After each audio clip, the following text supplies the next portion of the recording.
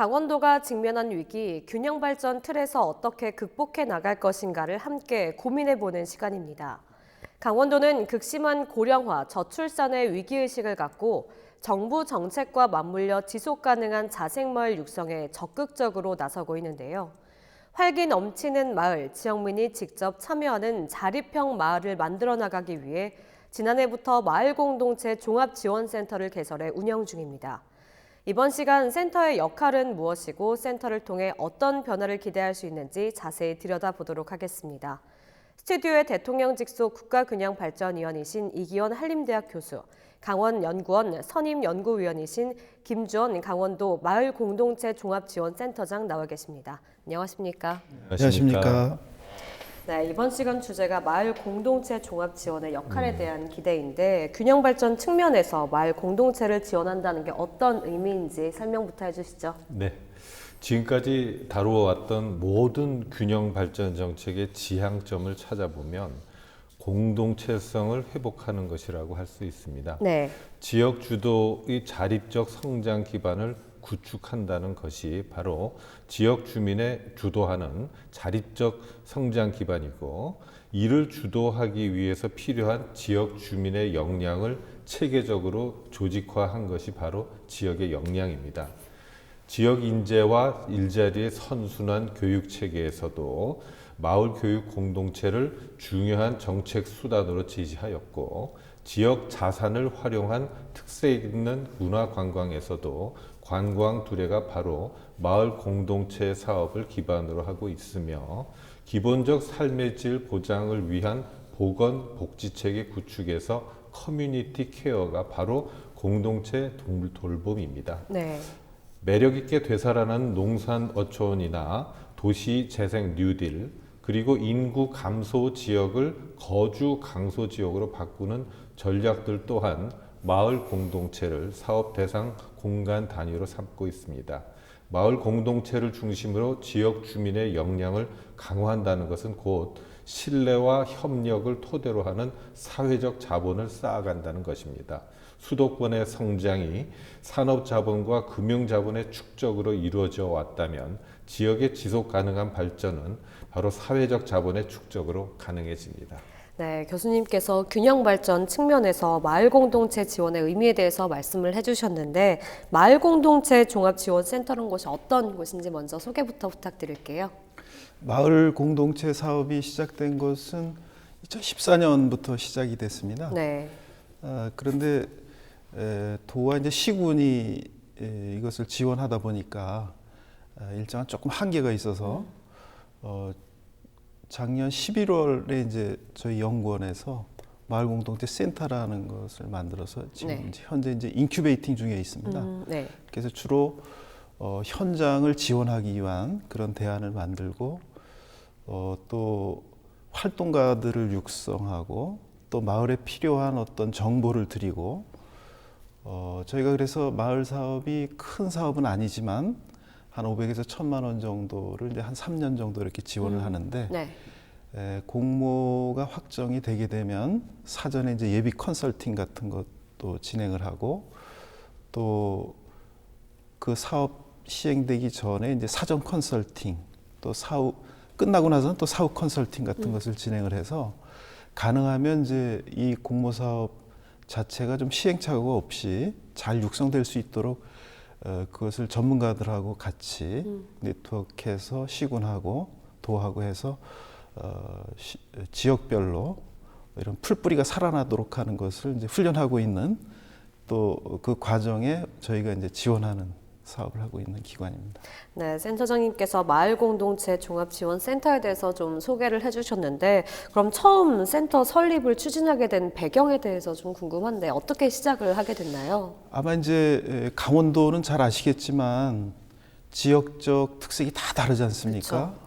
백두대간, 산간, 산촌 지역이 있고 또 접경 지역, 특수 상황 지역이 있고 또 동해안에는 이제 어촌 그런 지역이 있고요.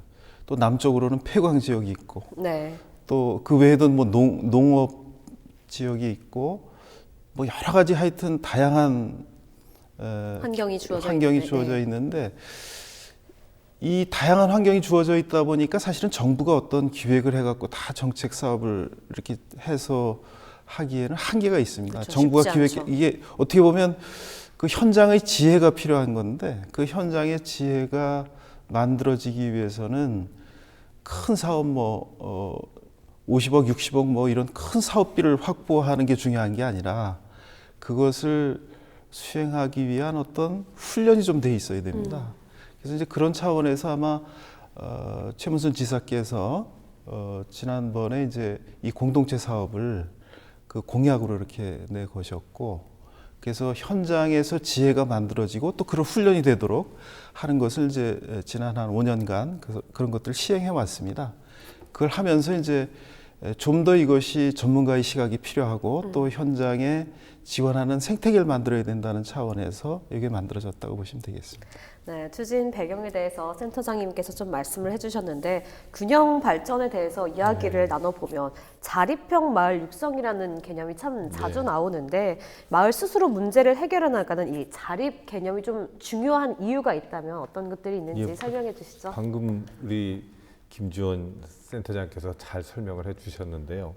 다시 말씀드리지만 문재인 정부 국가 균형 발전의 목표를 지역이 주도하는 자립적 성장 기반이라고 했을 때 그 지역의 최소 단위가 바로 마을입니다.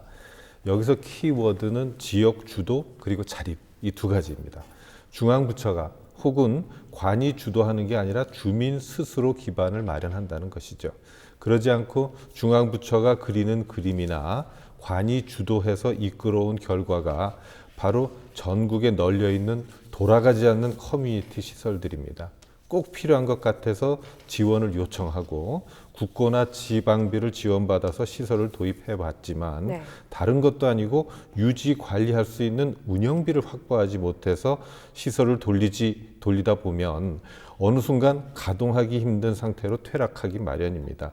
신활력 사업을 기획하는 단계에서 파악한 사실인데 농기가 됐건 사우스가 되었건 위에서 내려오는 사업비로 지은 시설들은 그 지은 시설로 누가 활력을 얻었는지 따져보면 소위 업자들밖에 없더라는 그런 기억들이 남아 있습니다. 마을의 문제를 잘 들여다보면 사실은 문제가 아닌 경우가 제일 많고 정말 문제가 될 일들은 소통으로 해결되는 경우가 많습니다. 바로 공동체성이 살아있다면 그리고 서로의 신뢰의 협력으로 방안을 찾을 수가 있는 것이죠. 문제의 당사자들이 머리를 맞대고 문제 해결의 당사자가 될 수 있도록 역량을 가꾸는 일. 그게 바로 요즘 사회혁신이라고 말하고 합니다만 그게 바로 그래서 자립적인 기반 그것이 중요한 이유는 남들한테 의존 그리고 자립적으로 하지 않으면 역량이 커할 수가 없습니다. 남들이 하라는 대로 해오고 그다음에 거기에 대해서 이의를 달지 않고 그 시설이 있는 거에 대해서도 활용할 수 없는 그런 역량이 축적이 되지 않으면 아무 의미가 없기 때문에 자립적 기반을 갖춰가는 것 그게 바로 여기 우리 균형 발전에서도 중요했고 역시 공동체성을 회복하는 데도 가장 키워드가 됩니다. 네, 주도적 성장 의미를 좀 말씀을 해주시는 것 같았는데 도내 마을의 이제 효과적인 자립을 돕기 위해서 센터에서는 구체적으로 좀 어떠한 역할을 지금 수행하고 계시는지 설명을 해주시죠. 혹시 민족 자결주의라는 말 생각나시나요? 민족 자결주의. 3.1운동 때. 근데 이제 저는 마을 자결주의를 해야 된다고 생각합니다. 그러니까 정부가 모든 것을 지침을 만들어 결정해서 그 마을에다가 이것을 해라 저것을 해라 하게 되면 그것은 내 일이 아니라고 생각이 되는 거죠. 그래서 내가 내 삶을 결정할 수 있도록 하는데 강원도 마을들은 이제 워낙 어려움에 처한 곳이 많으니까 그 해결점을 서로 협력을 해서 이제 그것을 찾아가도록 그렇게 하는 게 이제 마을 공동체 사업이라고 생각이 되는데 저희가 이제 그런 것을 어떻게 보면 기획하고 또 발굴하고 그것을 홍보하는 그런 이제 것을 지원해 왔는데 사실은 뭐 시행착오가 없는 것은 아니지만 그래도 여러 가지 그 사례들을 보면 점차 우리가 우리 것을 결정하고 또 그것에 대한 애착을 갖고 또 그 과정에서 공공성이 살아나고 그 공공성이 또 가능하면 지속 가능하게 이렇게 발전될 수 있도록 되면 될수록 네. 결국 주민들의 행복도가 굉장히 높아진다는 것을 저희가 알게 됐습니다. 네네. 그래서 그런 사례들은 뭐 무수히 많은데 제가 이제 조사해서 이제 이렇게 한 결과도 보면 아주 초보적인 마을보다 그러니까 마을 사업을 뭐 한 1, 2년 정도밖에 안 한 마을보다는 뭐 한 10년 이상 이렇게 지속 가능하게 쭉 마을 사업을 했던 마을들은 행복도가 굉장히 높아집니다. 네. 왜냐하면 주민들이 자주 모여서 토론도 하고 또 우리 문제를 고민하는 거를 해결하고 그럼 거기서 성취감도 맛보게 되는 그쵸. 거고요. 그러면서 점차 이제 성공한 마을들이 조금씩 생겨나고 있거든요. 그래서 거기에서 왜 성공했는지 그런 지혜가 어떻게 만들어졌는지 그런 것들을 우리가 발굴을 해서 그것을 이제 책자로 낸다든가 또 신문에 이렇게 소개한다든가 그러면서 그 마을 주민들에게 자존감을 부여해 주도록 하고 그래서 이런 것들이 틀리지 않았다라는 것을 이제 자꾸 입증해 나가게 되니까 주민들이 거기에서 이제 자부심을 느끼게 되는 겁니다. 그래서 저희가 하는 일은 앞으로 어떻게 하면 더 지속 가능하게 발전할 수 있을까를 고민하고 또 그런 생태계가 가능하면 도와 또 시군별로 그런 것들이 만들어질 수 있도록 최대한 지원하고 또 그런 생태계를 만들어가도록 노력할 예정입니다. 네, 센터의 역할에 대해서 말씀을 해주셨는데 그러면 그 과정 중에서 참여자들의 반응과 좀 성과도 궁금한데 좀 어땠는지 말씀을 해주시죠. 뭐 다 성공했다고 보기는 어렵지만 주민들이 갖고 있었던 그 동기부여랄까요? 그런 것들이 활발하게 이제 나타나게 되고 네네. 저희가 봤었던 사례 중에 이제 굉장히 좀 좋은 모델이라고 생각했었던 게 강릉에 가면 명주동이라는 곳이 있습니다. 명주동이요. 예, 네. 명주동이 어떤 곳인가 하면 시청이 있었던 곳인데 시청이 이전하면서 이제 거기가 좀 약간 이제 낙후가 돼서, 네. 낙후된 지역인데 거기에 또 중앙시장이 이렇게 접해져 있습니다. 그러니까 네. 가구 골목하고 그러니까 시장 가고 그러는 분들이 다 차를 그 골목에다 주차를 하고 가는 거죠. 그러니까 정작 거기에 사는 분들은 자기 집 앞에 주차도 할 수 없는 상황이 생기고 또 뭐 접촉사고라든가 그런 것도 나게 되고 뭐 불편한 게 한두 가지가 아니었었는데 그 어머니들이 이제 우리가 이걸 한번 해결해 보자. 그래서 이동식 화단을 만든 겁니다. 그래서 골목을 좀 꽃으로 이렇게 변화시키고 네. 또 거기를 주차를 할 수 없는 공간으로 만드는 아이디어를 낸 거죠. 그래서 골목 양쪽에다가 백미러보다 밑으로 이렇게 내려가도록 꽃을 심고 그 화단 이동식 나무 데크 같은 화단을 만들고 네네.